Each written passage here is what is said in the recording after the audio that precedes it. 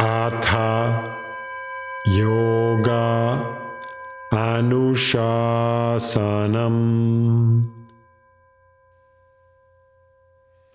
Namaste. Welcome to Present, Simple Yoga for Busy People. I am Ruben Vasquez, your companion on this journey of exploration. Today's practice is an exploration of the range of movement in our rib cage. Because this is an area that has so many bones, the breastbone, all the ribs, all the vertebrae in the back, and all these bones that come and that make up the shoulder girdle, then there can be often limitations in the movements of the rib cage. So let's explore how our rib cage can move. We'll do this exploration lying down on our backs because that will probably allow for the rib cage to move more than if we were sitting. So let's come to lie down.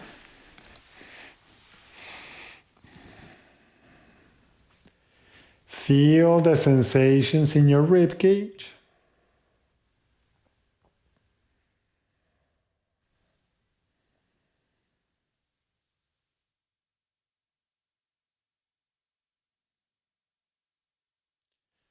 Notice your overall state.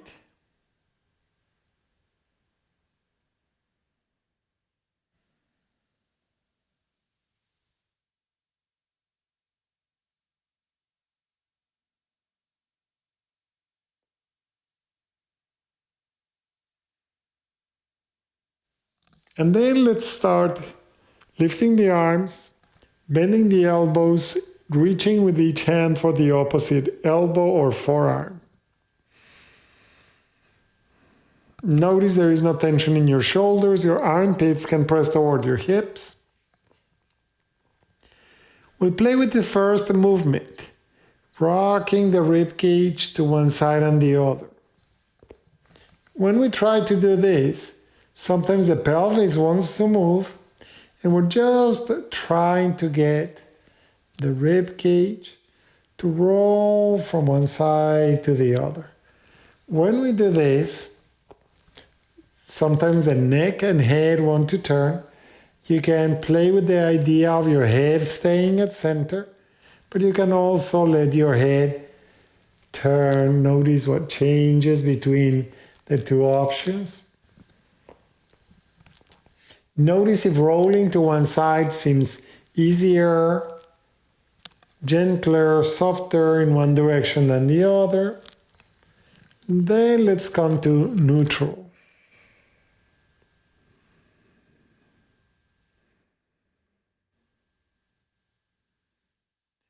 The next movement will lengthen the rib cage on one side from the navel and then on the other side.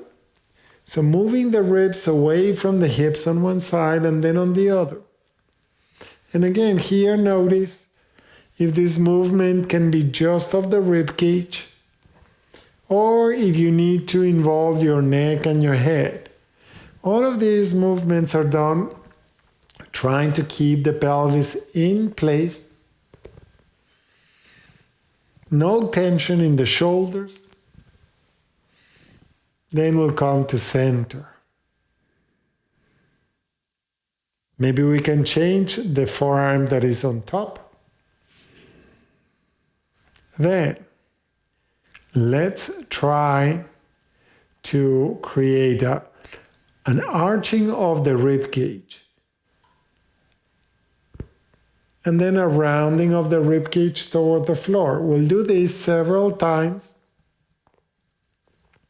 Sometimes what happens is that our pelvis wants to participate, wants to contribute to the movement, but we're just trying to feel what are the sensations, what is the amount of movement that is available for the rib cage.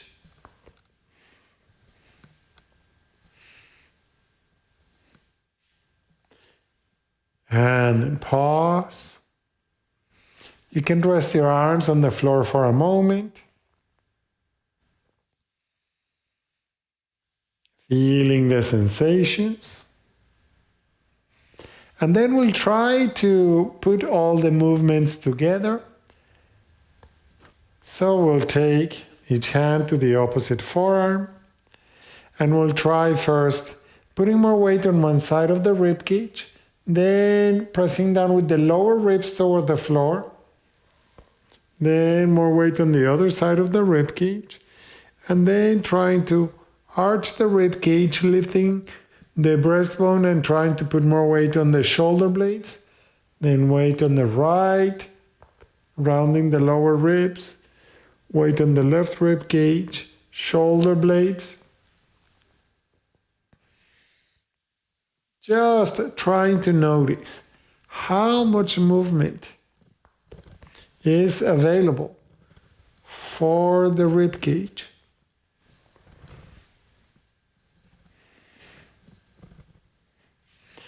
And reverse the direction of the movement so that you put more weight on the left rib cage, lower ribs, right ribs, shoulder blades. Try this several times. Make this easy.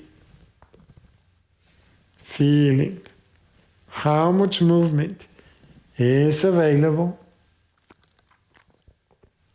Keep this very gentle and easy.